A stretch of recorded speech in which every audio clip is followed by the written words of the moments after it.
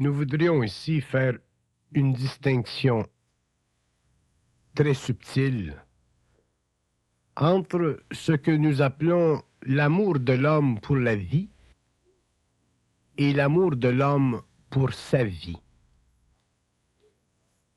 afin de voir jusqu'à quel point les illusions psychologiques de l'ego ont fait de l'homme un être incapable de vivre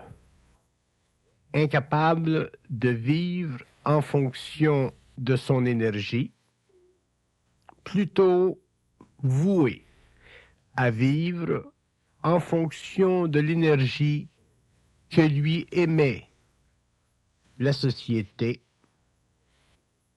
énergie qui lui permet de se mouvoir dans le grand courant de vie sociale, alors que lui est incapable de se mouvoir à partir de son propre centre de force, à partir de sa propre puissance, de sa propre créativité, de sa propre réalité. Il existe dans l'homme un amour pour la vie. Et cet amour pour la vie est un amour qui fait partie de la recherche du bonheur. Cette recherche étant une qualité de son mental, une qualité de son émotivité, qui lui permet de convertir l'énergie qu'il a en une succession d'événements qui devraient, selon lui, l'amener un jour à être ce qu'il appelle heureux. Mais pour être heureux, dans le sens que l'homme le recherche, il faut subir certaines illusions. Il faut goûter de certains déboires et ensuite goûter de certaines compensations. Donc, pour l'homme inconscient, le bonheur est équivalent à une comptabilité de ces événements, comptabilité qui, dans certaines périodes, lui donne des chiffres plutôt maigres, et une autre comptabilité qui, dans d'autres périodes, lui donne des chiffres plus gras. Et l'homme se meut à l'intérieur de ce maximum et de ce minimum, et lorsqu'il atteint le maximum, il est heureux, lorsqu'il est dans le minimum, il est malheureux, et tout ceci est dû à un facteur, c'est que l'homme est un être qui aime la vie, et il a aimé la vie pendant des millénaires. Et pourtant, aimer la vie est une des grandes illusions de l'homme, est une des profondes illusions de l'homme, parce que la vie, sur le plan matériel, la vie issue de ce qu'elle lui donne ou de ce qu'elle lui apporte en général, n'est jamais à la hauteur de ce qu'il veut, de ce dont il a de besoin, de ce qui est réel pour lui. Et pourtant, l'homme continue à l'aimer afin de ne pas tomber dans un état de dépression. Mais puisque nous parlons à l'homme nouveau, à un homme qui se conscientise, à l'homme qui commence à voir au-delà des voiles de la conscience, il est important de faire réaliser, de faire comprendre que la vie n'est pas quelque chose qui doit être aimé. L'homme doit apprendre à aimer sa vie et non la vie, parce que la vie ne lui appartient pas, tandis que sa vie lui appartient. Et le passage de la vie à sa vie est un passage extrêmement étroit, extrêmement difficile, très différent dans son apparence des aspects de vie qu'il avait connus pendant cette période où il était un être qui aimait la vie. Pour aimer sa vie, il faut avoir compris qu'il n'existe pas dans la vie de mesure capable et suffisante pour donner à l'homme ce dont il a de besoin pour être bien dans sa peau. Il n'existe absolument rien dans la vie au large, dans la vie au général, dans la vie en dehors de soi, qui puisse donner à l'homme l'énergie nécessaire pour qu'il puisse, sur le plan psychologique, sur le plan psychique, être en parfaite paix, être en parfaite harmonie avec sa conscience. Pour la simple raison que la vie est un médium à l'intérieur duquel des milliers et des milliards d'êtres se voient obligés de connaître une conscience expérimentale, c'est-à-dire une conscience où l'homme n'est pas capable, de par sa propre volonté, de par sa propre intelligence, être maître de la situation. Et tant que l'homme ne peut pas sentir dans sa vie qu'il n'est pas maître de sa situation, qu'il est encore subordonné à des conditions, d'une sorte ou d'une autre, il ne peut pas comprendre ce que veut dire aimer sa vie. Parce que aimer sa vie demande que l'homme en arrive un jour à pouvoir saisir l'aspect essentiel de son être, c'est-à-dire l'aspect essentiel de l'équilibre, de l'énergie en lui. Il ne s'agit pas pour l'homme de rechercher l'être intérieur dans un sens mystique. Il s'agit pour l'homme d'en arriver un jour à pouvoir connaître l'équilibre intérieur. Qui est, qui sera l'expression de cet être en lui, de cette lumière en lui, qui sera parvenu finalement à établir un contact parfait avec sa conscience humaine.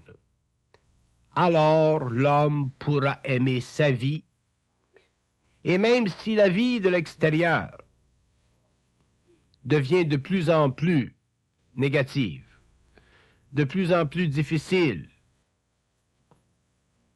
ceci ne l'affectera pas, parce que la vie en général ne fera pas partie de sa vie. Lorsque l'homme commence à aimer sa vie, il commence à changer le taux vibratoire de ses corps subtils. Il commence donc à transmuter l'énergie de sa conscience psychique, psychologique, vitale, matérielle. Donc, il se prédispose d'une façon très, très voilée, très méconnaissable, à pouvoir un jour, lorsque la vie en général aura atteint un niveau de désagrégement, de contamination, il pourra alors poursuivre sa route sur la terre sans être affecté par cette qualité de vie extérieure de plus en plus étrangère à lui et de plus en plus contaminée par l'involution ou la fin du cycle qui caractérise l'involution. Aimer sa vie veut dire être dans le centre de soi d'une façon totale. Aimer sa vie veut dire vibrer intérieurement à partir de soi d'une façon totale. Et plus l'homme sera conscient, plus la fusion de l'homme sera grande, plus il partira de cette réalisation, plus il vivra de cette réalisation, plus cette réalisation sera sienne, et plus il apprendra à aimer sa vie, et moins il s'attachera à la vie en général, de sorte que, au cours des prochaines générations, il se créera pour lui, en lui, une condition psychique suffisamment puissante pour repousser les aspects les plus néfastes de la vie en général, les aspects les plus dédaigneux d'une civilisation qui va graduellement vers sa décadence sur tous les plans. Ce sera autrement dit pour l'homme sa sécurité réelle. L'homme ne peut pas, au cours des prochaines générations, devenir réellement sécure s'il aime la vie en général. Il ne peut le devenir que s'il aime sa vie, c'est-à-dire que s'il a compris que sa vie, dans le cadre d'une conscience majorée, est suffisamment puissante pour s'élever au-delà des conditions de la vie en général, afin de lui apporter la protection nécessaire, le soutien nécessaire, l'énergie nécessaire pour que ses mouvements dans le monde soient à la mesure de ses besoins et non pas le produit de l'influence ou les conséquences de certaines pressions créées dans le monde en dévolution. Aimer sa vie, ce n'est pas facile parce que nous devons d'abord l'amener à un haut niveau de perfectionnement, c'est-à-dire à un niveau de conscience tel que l'homme puisse demain être parfaitement certain, parfaitement sûr, parfaitement équilibré, autrement dit intégral et total dans sa conscience d'homme. Et c'est cet acheminement qui sera difficile parce que l'homme de l'involution est extrêmement attaché à la vie évolutive, consciemment ou inconsciemment, et il ne peut pas facilement se dissocier des liens avec elle sans créer en lui-même une sorte de doute, une sorte de suspension psychologique de son moi, sans parler d'une sorte d'incapacité psychique de réaliser qu'il est dans le fond, le centre d'un tout qui n'est pas encore manifesté. Ce que nous appelons conscience supramentale ou conscience supérieure n'est pas simplement une façon nouvelle de vivre. Elle n'est pas simplement une façon nouvelle de voir les choses. Elle est une façon fondamentale chez l'homme nouveau de corriger la façon dont il a vécu auparavant. C'est lorsque l'homme aura appris à corriger la façon dont il a vécu auparavant qu'il pourra commencer à prendre conscience de l'amour de sa vie, qu'il pourra aimer sa vie et qu'il commencera graduellement à ne plus aimer la vie. Certains diront, mais la vie, il faut l'aimer. La vie, elle est créée à partir de l'invisible. la vie, elle est donnée à l'homme. Ceci est une interprétation de la vie. Que la vie soit créée à partir de l'invisible, soit. Que la vie soit donnée à l'homme, c'est une interprétation. C'est l'homme, c'est l'esprit de l'homme qui vient et qui décide de venir dans ce médium que nous appelons la vie. C'est l'esprit de l'homme qui décide de faire expérience de la vie. C'est son esprit qui, selon le bilan de son expérience, a besoin de plus en plus d'expérience ou de moins en moins d'expérience selon le cas. Donc, c'est toujours l'homme, en définitive, l'esprit de l'homme, en définitive, qui régit la façon dont il doit ou dont il peut vivre dans un médium que nous appelons la vie. Ce n'est pas la vie qui doit donner à l'homme les leçons d'elle-même, c'est l'homme qui doit apprendre à se créer un mode d'expérience à l'intérieur d'un médium que nous appelons la vie, que nous avons extrêmement mystifié pendant l'évolution, parce que pour l'homme, la vie venait de Dieu, elle venait des dieux, alors qu'en fait, la vie sur le plan matériel ne pourrait pas exister en tant que conscience humaine si l'homme n'était pas descendu dans la matière, si son esprit n'avait pas voulu descendre dans la matière pour expérimenter avec la matière. Donc, la valeur de la vie sur le plan matériel est une valeur qui, un jour, devra être prise en main par l'homme, regardée par l'homme, soigneusement vérifiée par l'homme. Et si l'homme, devenu conscient, s'aperçoit que dans ce continuum d'expérience que nous appelons la vie, il y a des choses qui ne font pas son affaire, ce sera à lui de corriger la situation. Il ne pourra plus attendre que les dieux ou que le Dieu fasse pour lui quelque chose, parce que ceci est une autre des grandes illusions de l'humanité.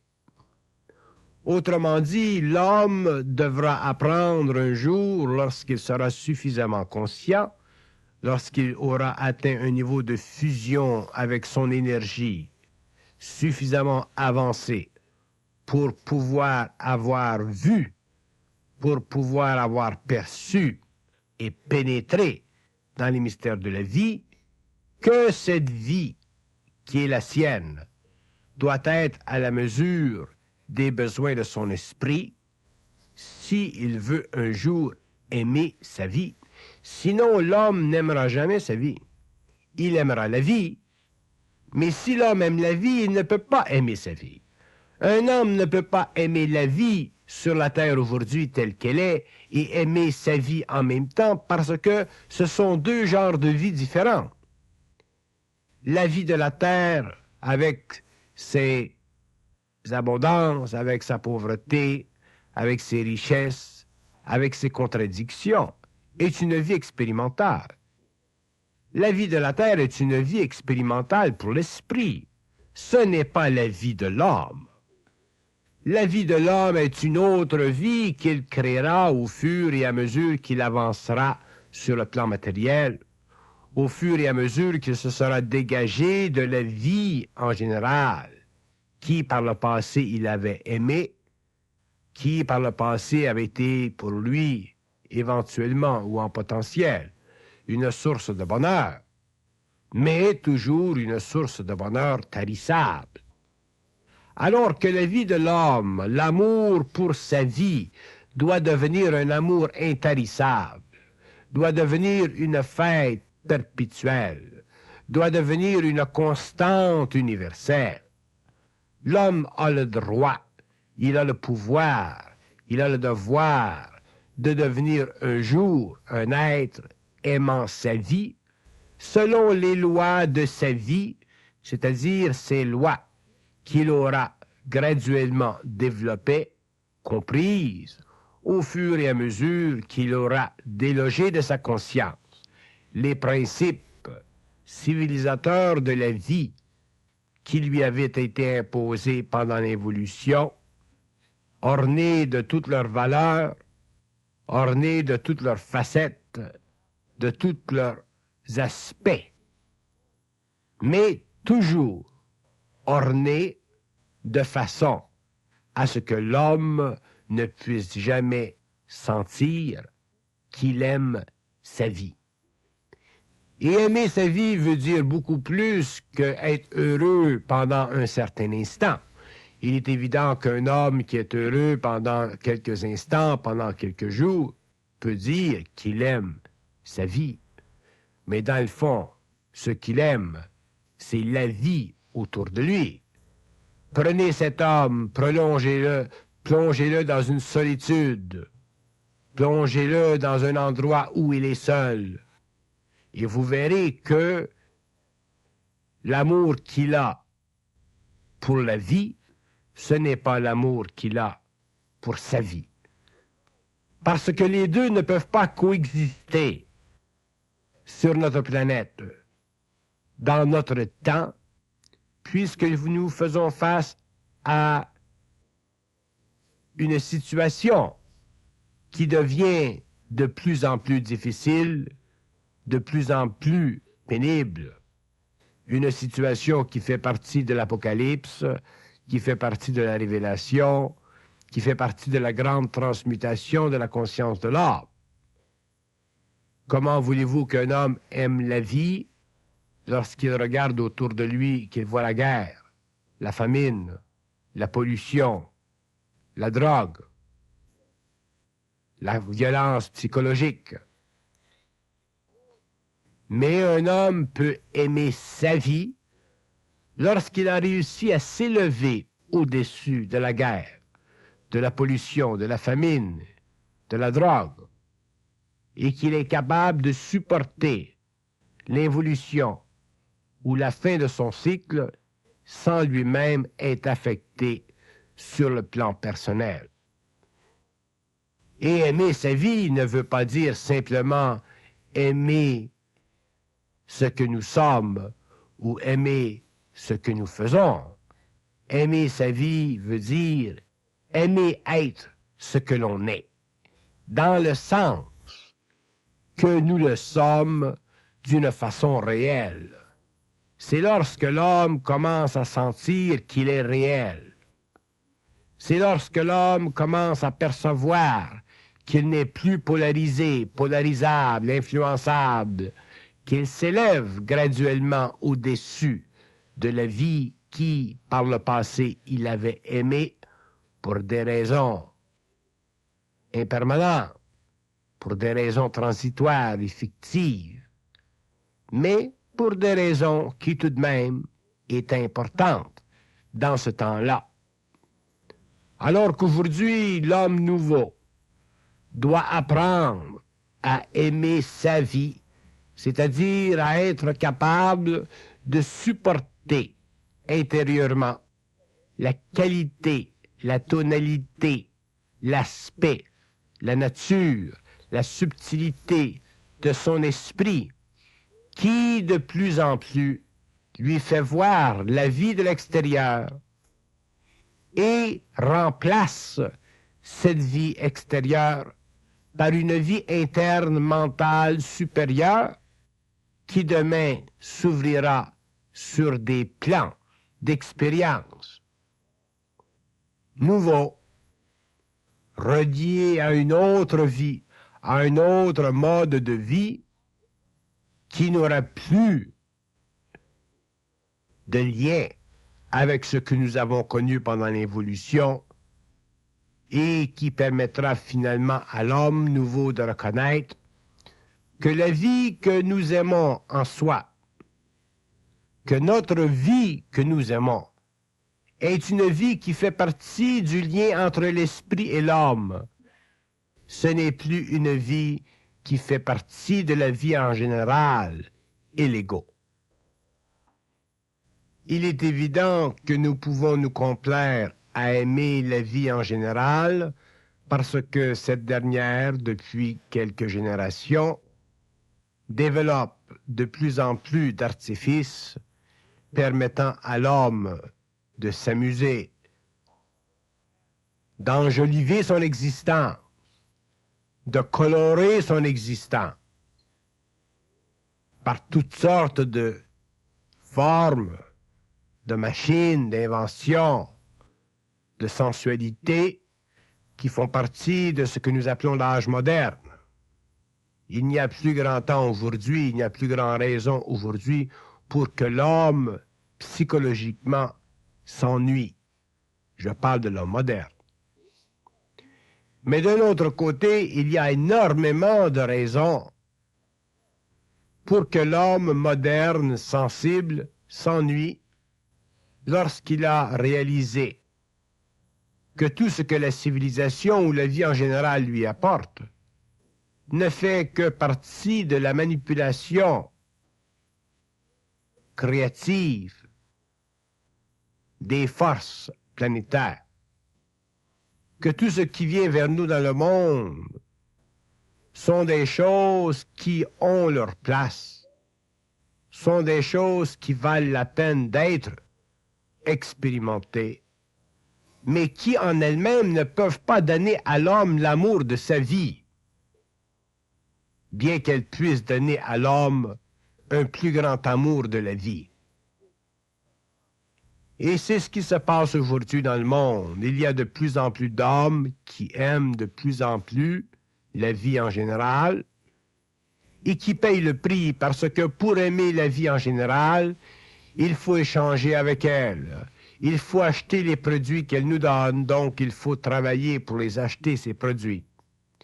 Nous devenons alors des esclaves dans un système qui nous nourrit bien, mais aussi un système que nous devons nourrir nous-mêmes bien, parce que nous devons toujours être taxés sur ce que nous recevons de la vie.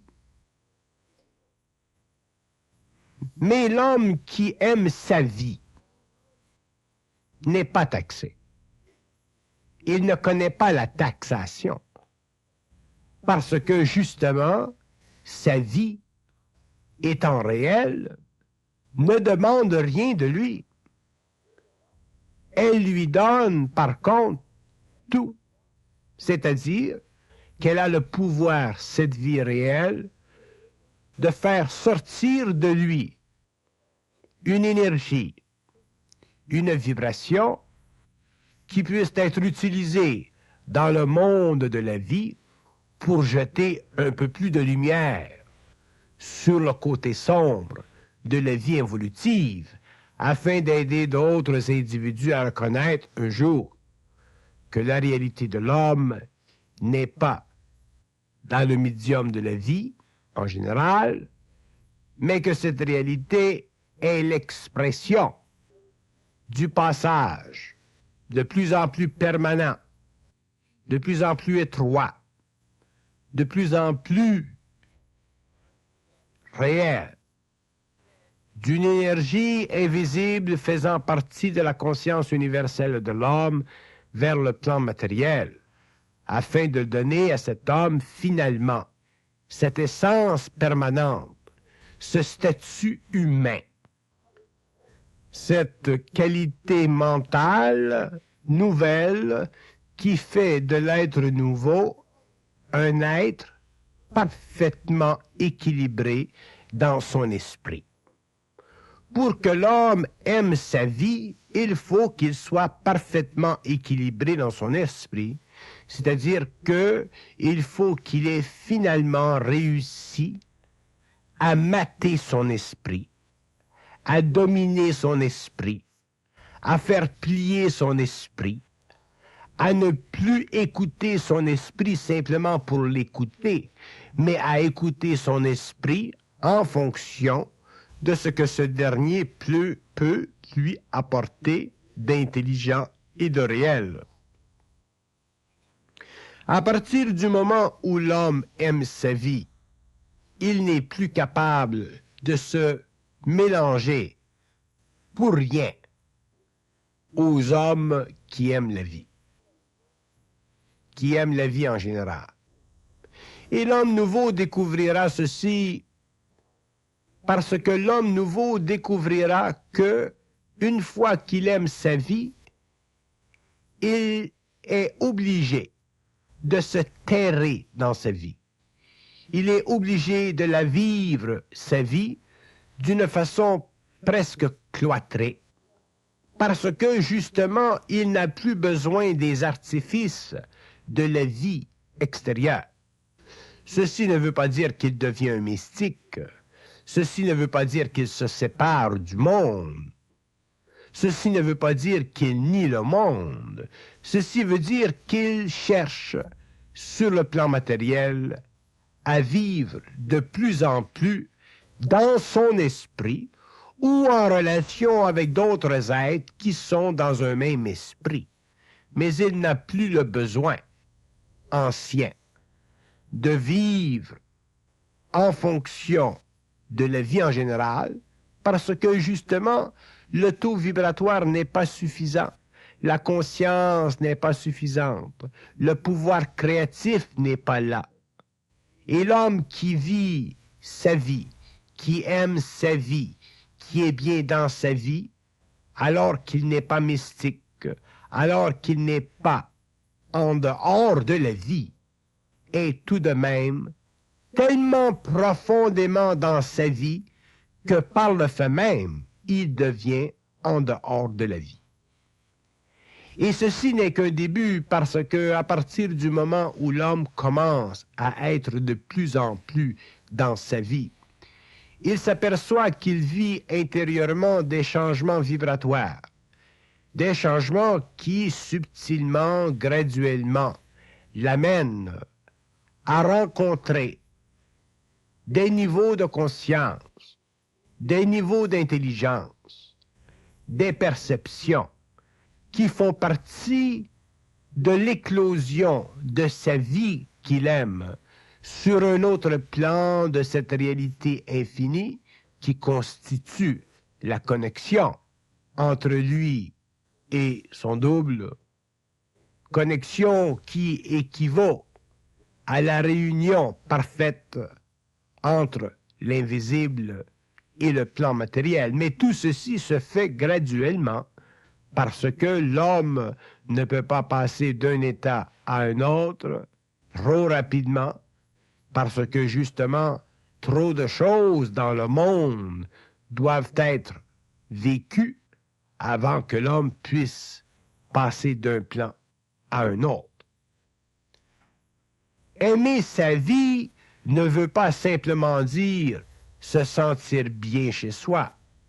Aimer sa vie ne veut pas dire simplement se sentir bien avec soi-même. Aimer sa vie veut dire être parfaitement intelligent dans la créativité de notre propre mental, bien que nous soyons inactifs ou bien que nous soyons actifs sur ce plan-là.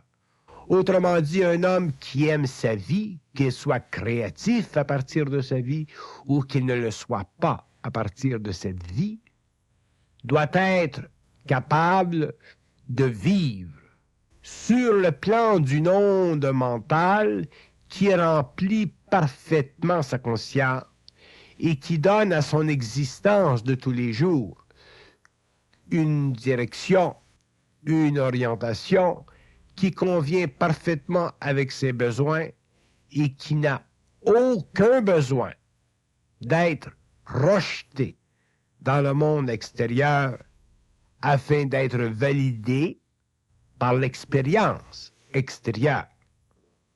L'homme conscient est suffisamment sensible, suffisamment perceptif à son énergie pour pouvoir aller chercher dans chaque journée des petits mouvements de vie qui coïncident parfaitement avec ce qu'il a de besoin en ce moment.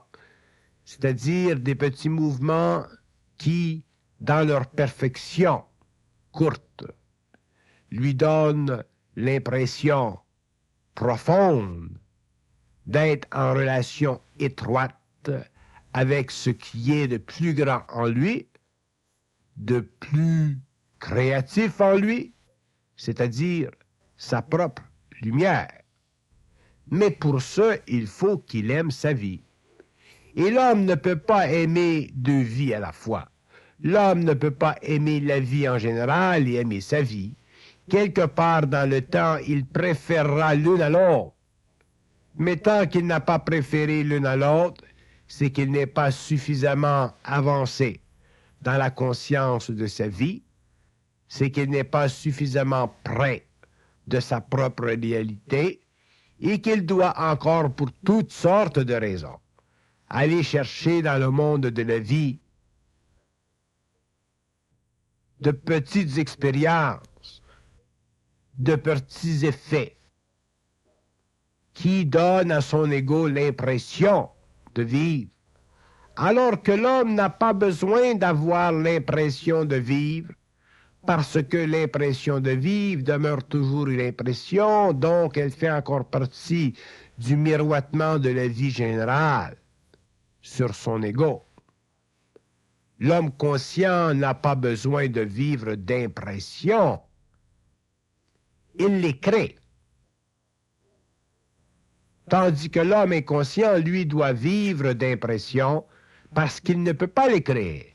Et pourquoi il ne peut pas les créer? Parce que pour créer une impression, c'est-à-dire pour imprimer l'esprit dans la matière, il faut être suffisamment près de soi-même, il faut être suffisamment réel, il faut être capable de manipuler cette énergie créative puissante qui fait partie de soi et lui donner sur le plan humain une valeur créative qui donne à l'homme la joie de vivre, l'élégance de la vie, la nobilité de la vie, que la vie en général ne pourra jamais donner à l'homme, parce que les impressions que l'homme va chercher dans la vie en général sont des impressions créées de l'extérieur, sont des impressions créées pour que lui puisse se comparer à elles, sont autrement dit des impressions qui naissent de la conscience expérimentale planétaire, fondée sur la hiérarchie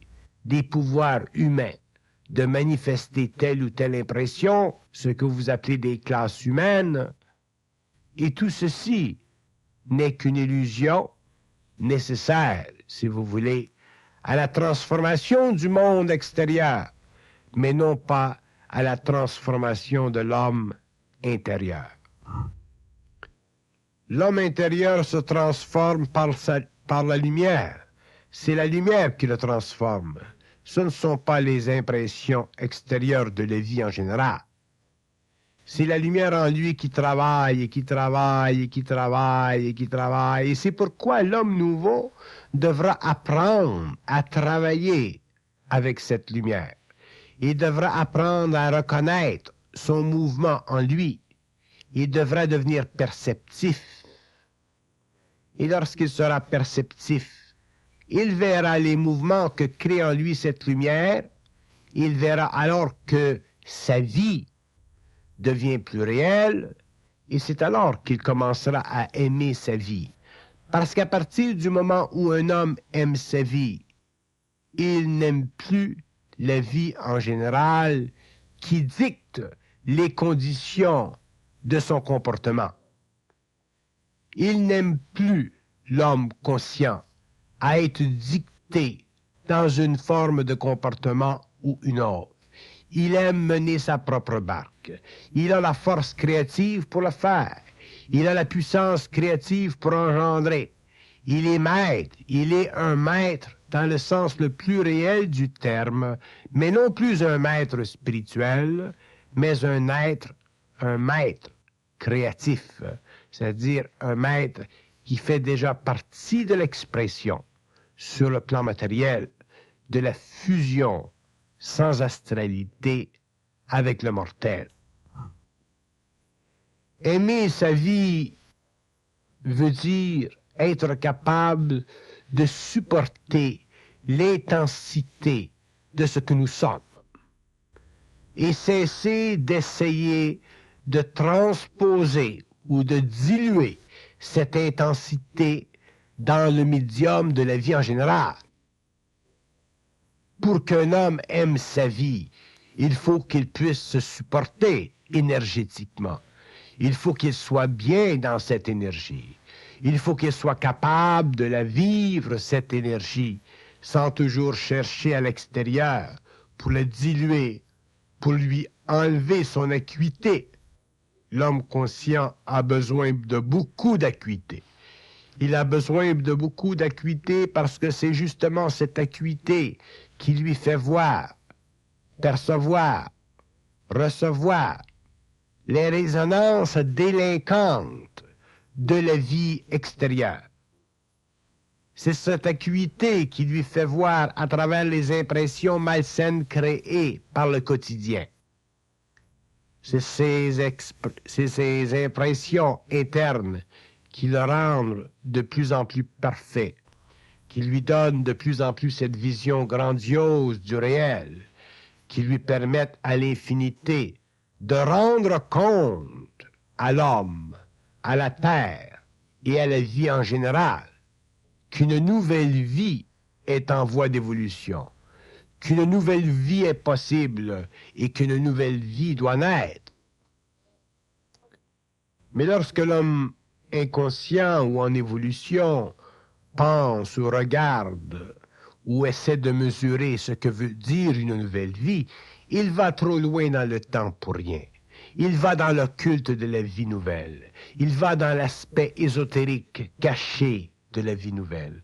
L'homme doit regarder la vie dans un temps qui convient parfaitement à son exécution aujourd'hui. Il doit vivre cette vie de demain aujourd'hui. Donc, il ne peut pas la vivre, cette vie de demain, avec ses composantes futures. Il doit la vivre avec ses composantes présentes pour que, au cours de l'évolution, il puisse facilement s'ajuster aux besoins nouveaux qui exerceront sur son mental, son émotivité, ses principes inférieurs, cette lumière puissante qui fera de lui le fils de la lumière. Mais pour ce, il faut que l'homme apprenne à aimer sa vie. Et aussitôt qu'il apprendra à aimer sa vie, il cessera de la comparer avec la vie du monde en général. Il cessera de mesurer la valeur de sa vie en fonction des mesures statistiques et psychologiques qui sont défilées chaque jour par la congrégation de ces hommes qui font partie de ce que nous appelons les classes intellectuelles ou les classes dirigeantes ou les classes passantes. L'homme sera totalement intégral. Il n'aura plus besoin de supporter la fumée qui vient de l'extérieur parce que lui-même créera son propre feu. Lui-même exudera son propre parfum. Lui-même aimera sa propre vie. Et la différence entre aimer la vie et aimer sa propre vie, elle est très grande. Dans un cas, elle est totalement illusoire et dans l'autre, elle est parfaitement réelle. Certains diront, mais oui, mais ce n'est pas facile d'aimer sa vie quand on n'a pas ce qu'on veut, quand on ne fait pas ce qu'on veut. C'est vrai. Ce n'est pas facile d'aimer sa vie quand on ne fait pas ce qu'on veut parce que on ne réalise pas, quand on ne fait pas ce qu'on veut, que ce que l'on veut faire fait partie de la vie en général. Ça ne fait pas partie de notre vie. Il est évident que si l'homme est encore au stage de faire des choses qui font partie de la vie en général, qu'il ne peut pas commencer à contempler, à aimer sa vie. Mais un homme qui a commencé à aimer sa vie déjà se détache des choses en général, de la vie en général, et déjà il s'achemine vers une progression créative puissante qui un jour le fera éclater en créativité, qui un jour l'amènera sur le rivage de sa propre puissance. Mais si l'homme n'apprend pas d'abord à aimer sa vie avant d'en apprécier les conséquences créatives, il est évident qu'il pleurnichera toute sa vie, qu'il comparera toute sa vie qu'il n'aime pas, avec celle de l'extérieur qu'il voudrait plus aimer, et il sera partagé entre les deux, et l'énergie en lui ne pourra pas passer.